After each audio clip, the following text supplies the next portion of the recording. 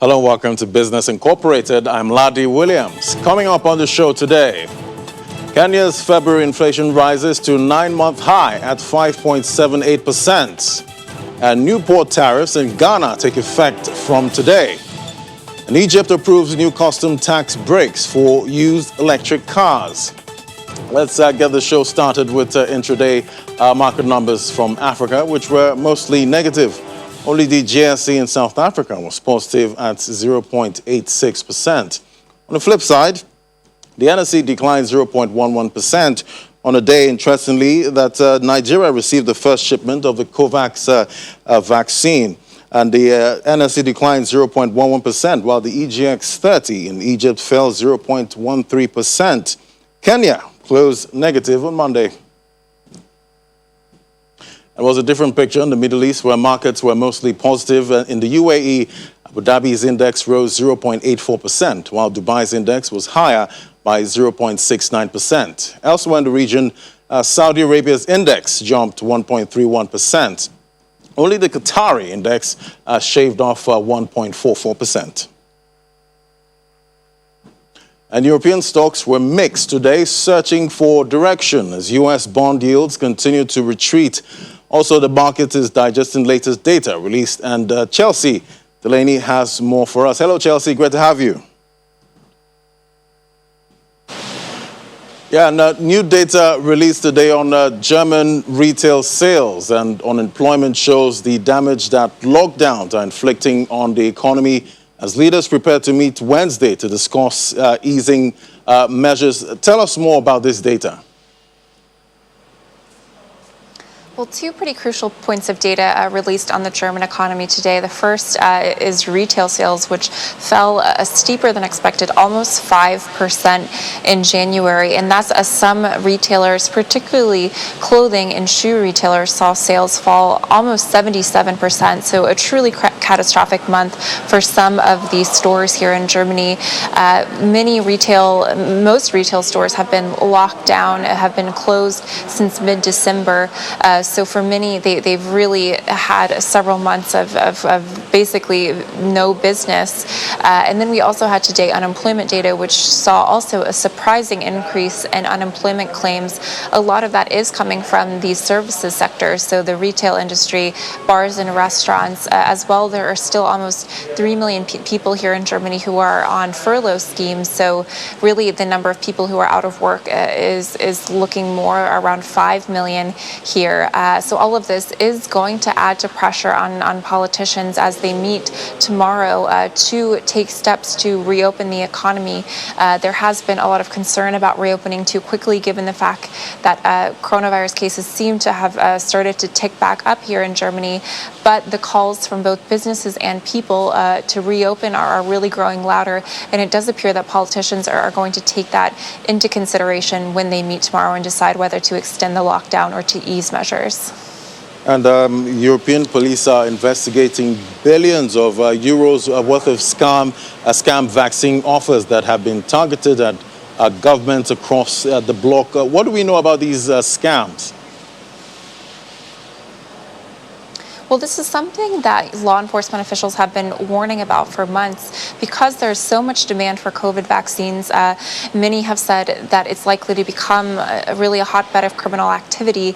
And that is what we're starting to see evidence of here in Europe. Yesterday, the European Anti-Fraud Organization said that about 1 billion doses of fake COVID vaccines have been offered to governments here across Europe.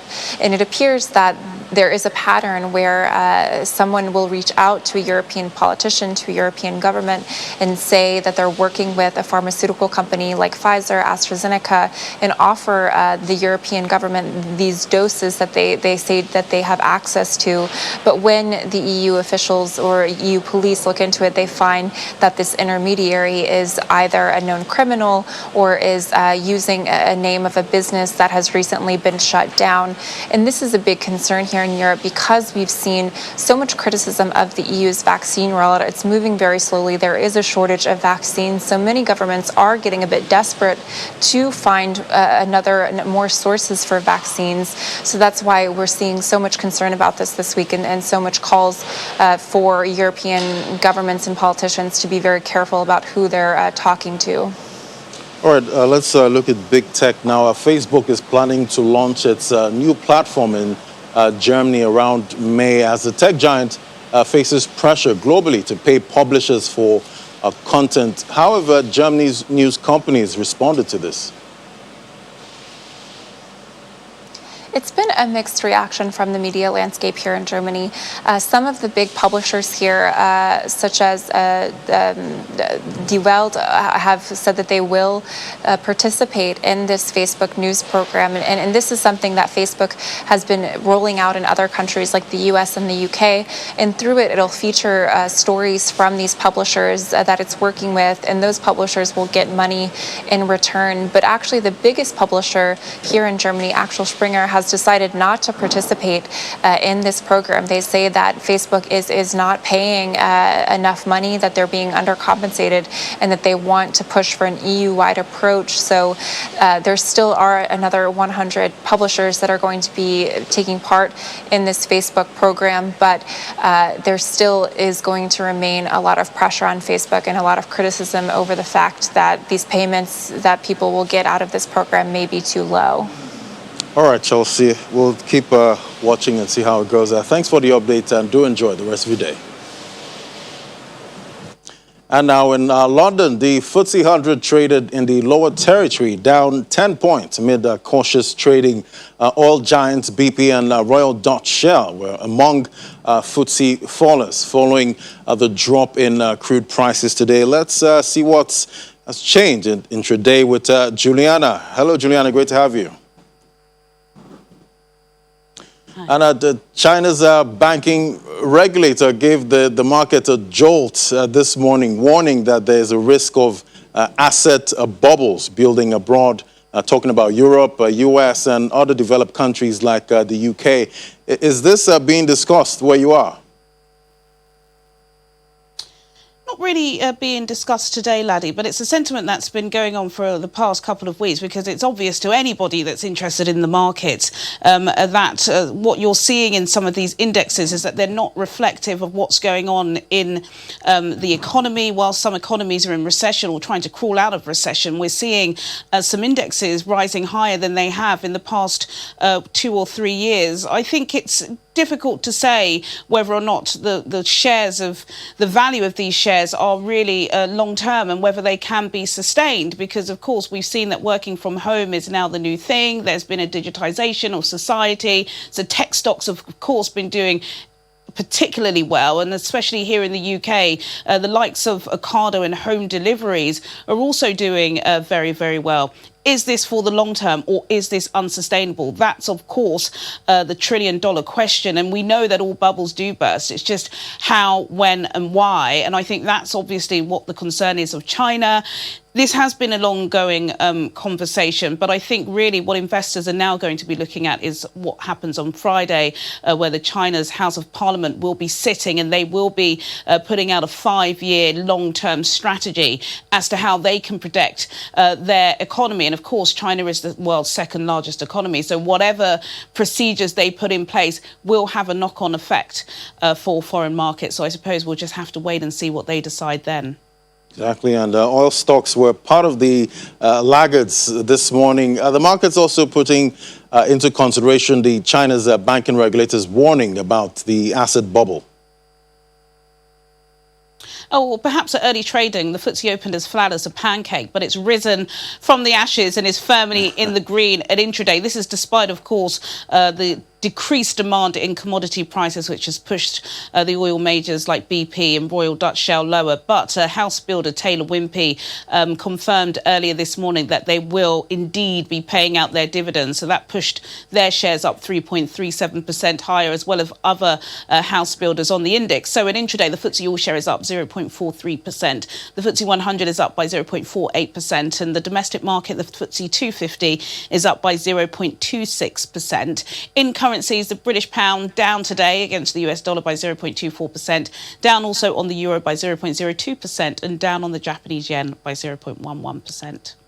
Interesting seeing the pound retracing at this point. UK housing prices up to new record high. What are the drivers?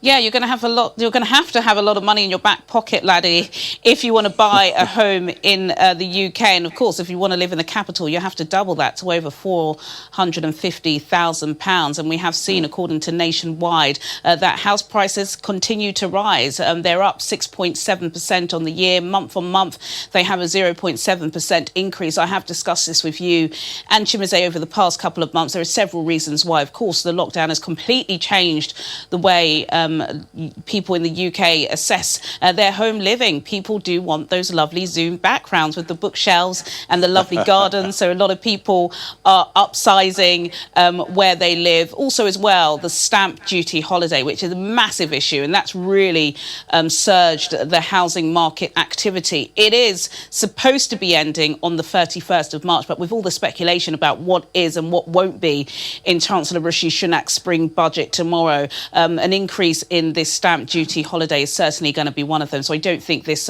housing market bubble will be bursting anytime soon. Well, I guess everything is rising at this point. Housing, food, all over the world. We'll see how it goes. Thanks for the update. Always a pleasure talking to you, Juliana. Thank you.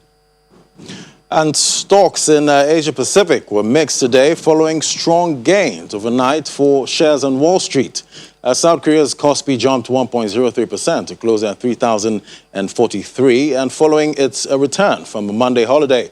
Shares in mainland China were lower on the day, with the Shanghai Composite down 1.21% to 3,508. While the Shenzhen component shed 0.7% to 14,751. Hong Kong's Hang Seng Index was more than 1% lower. In Japan, the Nikkei 225 fell 0.86% to close at 29,408, while the Topix Index dipped 0.4% to finish its trading day at 1,894. Australia's S&P ASX 200 closed 0.4% lower at 6,762. And MSCI's broadest index of Asia-Pacific shares outside Japan declined 0.24%. And futures contracts tied to the major U.S. stocks indexes traded lower in early morning trade after the S&P 500 rallied more than 2% during regular trading hours for its best day since June. Dow futures dropped 73 points. S&P 500 futures and Nasdaq 100 futures also both traded in mildly negative territory. U.S. equities began March on a strong note on Monday, with the S&P 500 up 2.38%. The Dow Jones Industrial Average adding 1.95%, and the tech-heavy Nasdaq Composite jumping over 3%, after shedding 4.9% last week. Today, investors will pore over comments made by both Securities and Exchange Commission Chair nominee Gary Gensler and Federal Reserve Governor Lau Bernard. And oil prices slid more than 1% in early trade today, extending losses that began last week as expectations that OPEC would agree to raise oil supply in a meeting this week added to pressures and worries over slowing demand in China dampened sentiment. Brent crude dropped 1.1% to $62.99 a barrel, while U.S. West Texas Intermediate crude fell 1.2% to $59.93 a barrel, having lost 1.4% on Monday. OPEC and its allies, a group known as OPEC Plus, meet on Thursday and could discuss allowing as much as 1.5 million barrels per day of crude back into the market. OPEC oil output fell in February as a voluntary cut by Saudi Arabia added to reductions agreed to under the previous OPEC Plus pact. A Reuters survey found ending a run of 7 consecutive monthly increases. And after the break, we'll look at the domestic commodities market. That's in a moment. Do stay with us.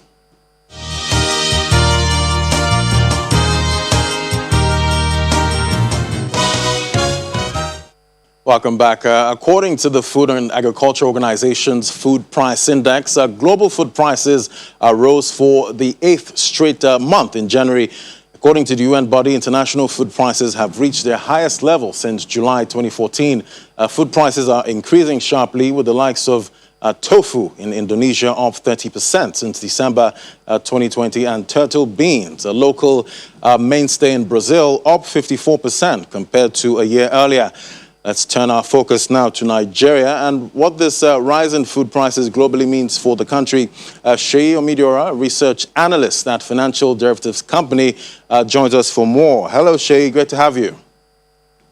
Thank you for having me. Yeah.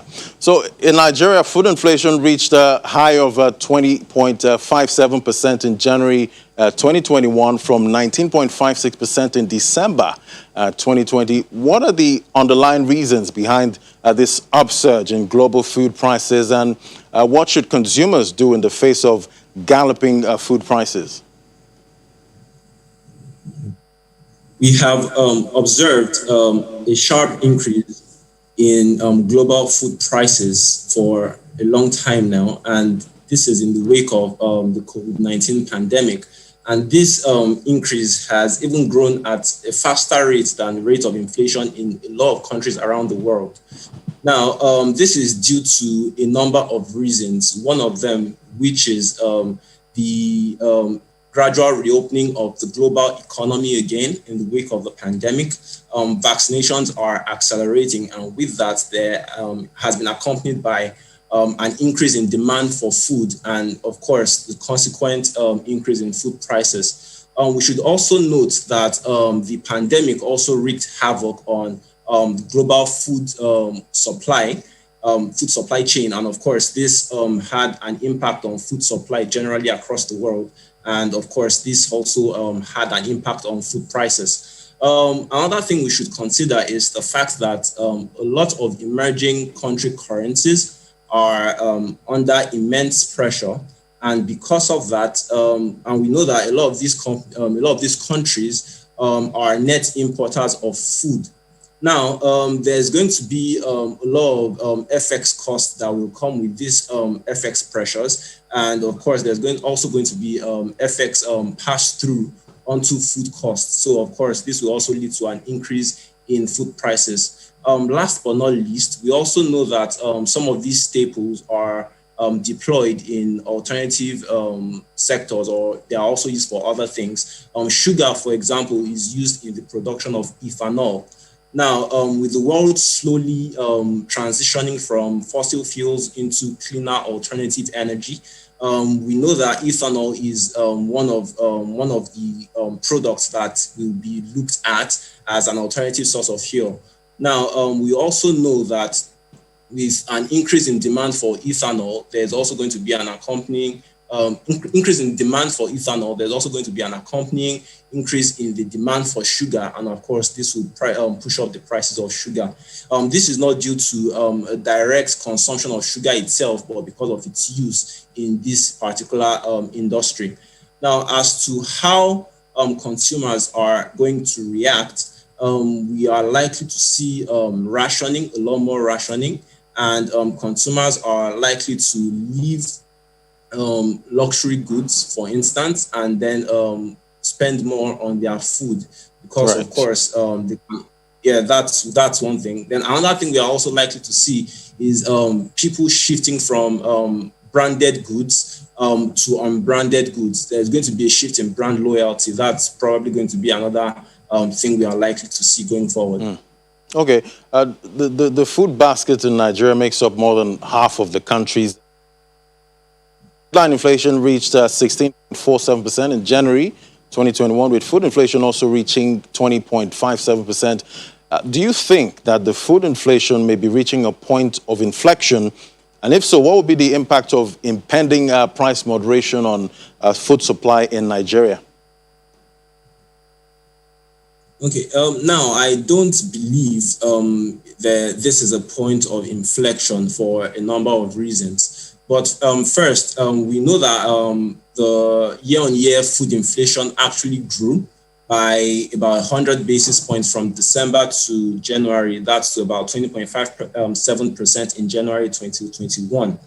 Now, we should also note that the month-on-month inflation actually declined from December to January by about 22 basis points. This, of course, was most likely due to the lull in economic activities that often follows the festive season in December, and I don't think is a good indicator for the month-on-month inflation going forward.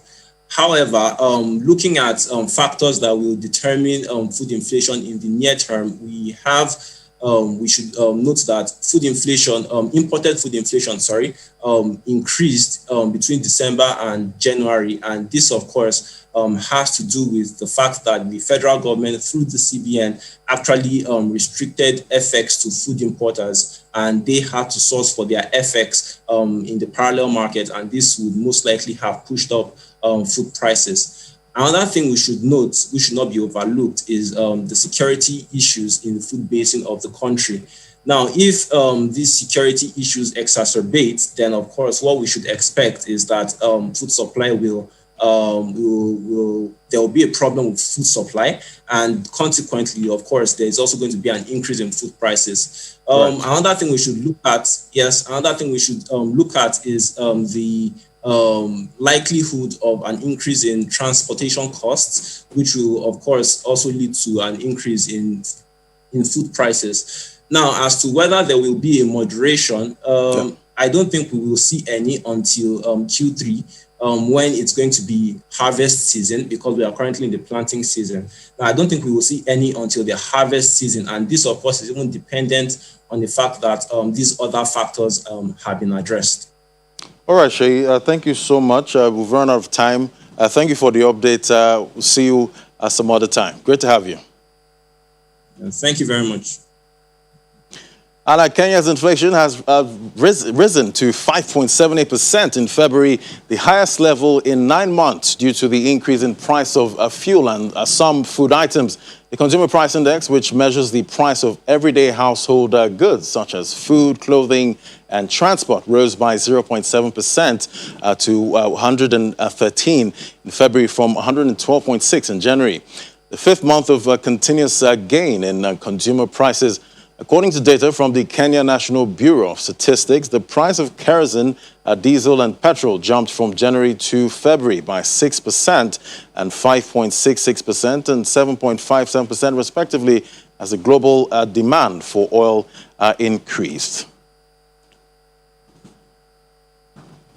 And the Ghana Ports and Harbors Authority says it will begin implementation of a new tariff for services rendered to shipping lines at the seaports. The new tariff regime applies to containerized cargo for both for port dues, stevedoring, craneage, and terminal handling.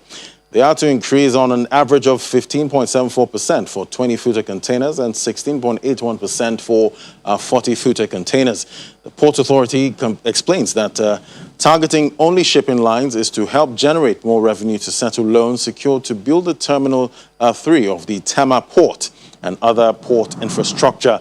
However, the trading committee, led by the Ghana Union of Traders Association and Ghana Institute of Freight Forwarders, have petitioned the government through the Ministry of Transport to suspend the proposed review immediately for further consultations. And in Egypt, new facilities in calculating the custom tax for some used passenger cars have been issued. According to a declaration by the country's Minister of Finance, Mohammed Might, the decision includes granting used passenger cars that operate with an electric motor or dual motors a 10% discount, provided the import rules are met and the cars are returned to Egypt after the end of September of the year following the model year. A 10% deduction, a deduction of the free on board for each year of the following 2 years, and a 5% discount granted for each of the following years, also included as part of the tax break. The minister explains the decision is a part of the state's tendency to strive to rely on clean cars to preserve the environment and save energy. And that's a wrap on Business Incorporated. Thank you for watching. I'm Ladi Williams. Bye for now.